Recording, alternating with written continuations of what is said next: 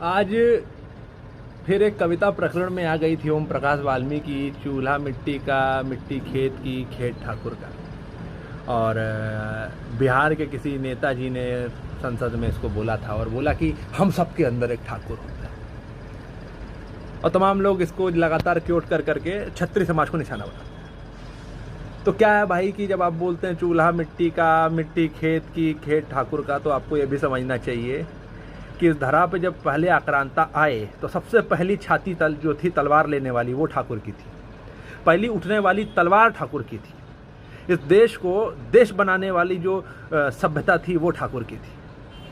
और इस देश के लिए सबसे पहले आवाज़ उठाने वाली जो आवाज़ थी वो ठाकुर की थी। इस धरा के लिए रक्त जो पहला गिरा, जो पहली कतरा गिरा धरती पे, वो ठाकुर का था।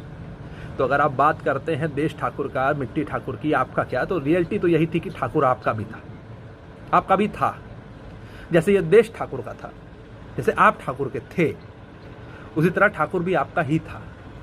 तो ये प्रकार की जब चीज़ें लोग करते हैं तो बड़ा ही बुरा और बड़ा ही घटिया लगता है। और जब कहते हैं आपके अंदर भी ठाकुर है, वो नेताजी ने बोला, तो मैं यही बोलना चाहूँगा, अगर आपके अंदर ठाकुर होता झा जी, तो आपका समाज, आपके लोग पाखंड के सहायता नहीं कर रहे होते, पाखंड के सहारे अपना जीवन यापन नहीं कर रहे होते।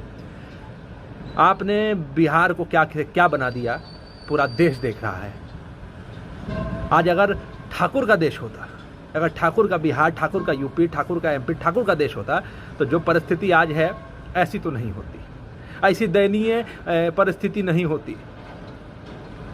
ठाकुर इंसाफ करना जानता है, ठाकुर का स्वभाव सत्य है, ठाकुर का स्वभाव निरंकुश है और ठाकुर का स्वभाव मर्यादा है।